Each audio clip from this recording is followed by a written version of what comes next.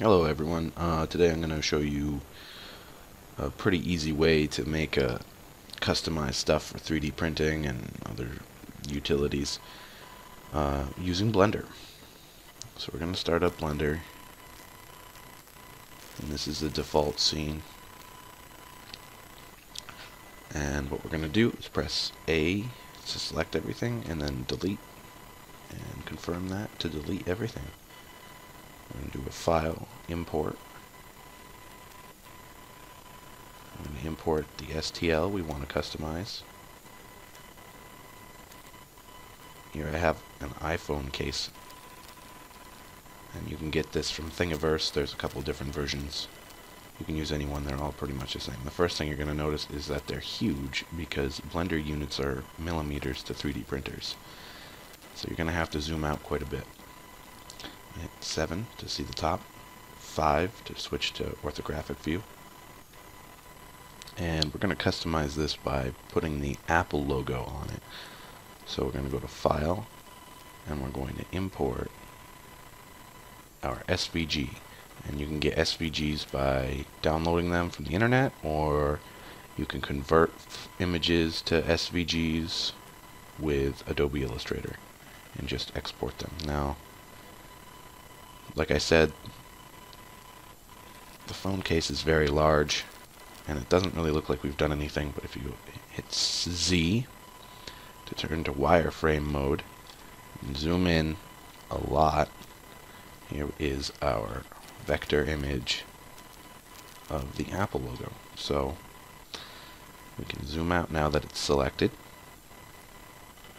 S to scale and just drag it bigger.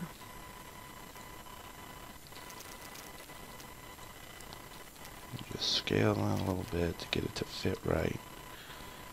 I'm going to rotate it. I'm going to rotate it negative 90 degrees and hit G to move it.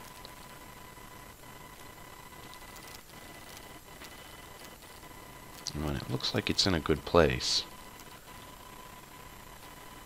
I'm going to move it up, and we're going to do Object, Convert to Mesh. And that's going to take it from a vector object and turn it into a 3D object. You can see all the vertices now. When we go into edit mode, I'm going to hit A to select them all. I'm going to hit E to extrude them, and I'm going to extrude them down, and just extrude them so they go right through the case. And get Tab to get out of edit mode. And we can hit Z to get out of wireframe mode. Now we have our model right where we want it.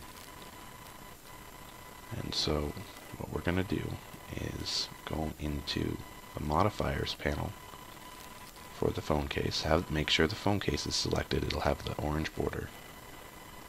We're going to add a modifier. We're going to do a Boolean modifier. And we're going to do an intersect with this curve object, which is the apple.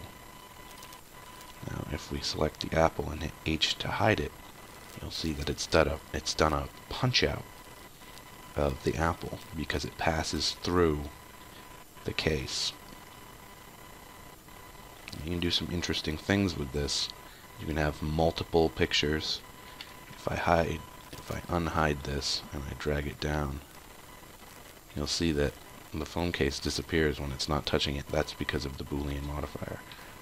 Now if we do 3, number pad 3, to change views, you can get some interesting effects by not passing it all the way through the object.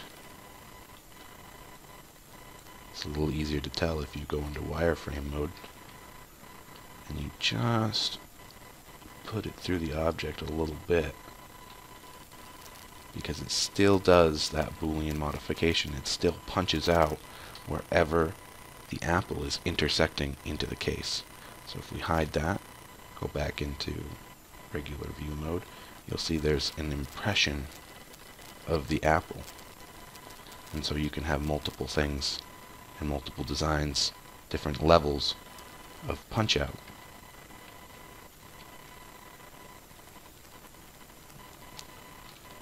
Just to show, let's make another apple. Scale it. Move it over here.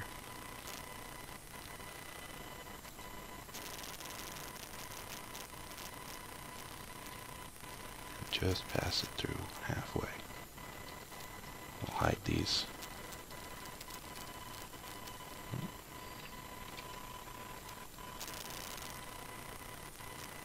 Make sure to add another modifier for every object you use.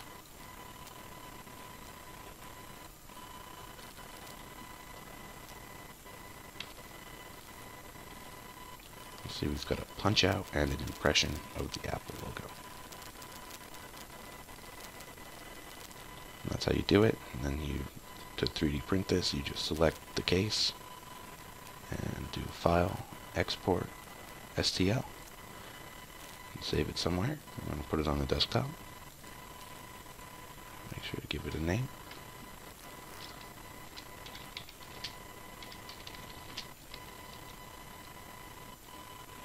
Export, and that's how you do it.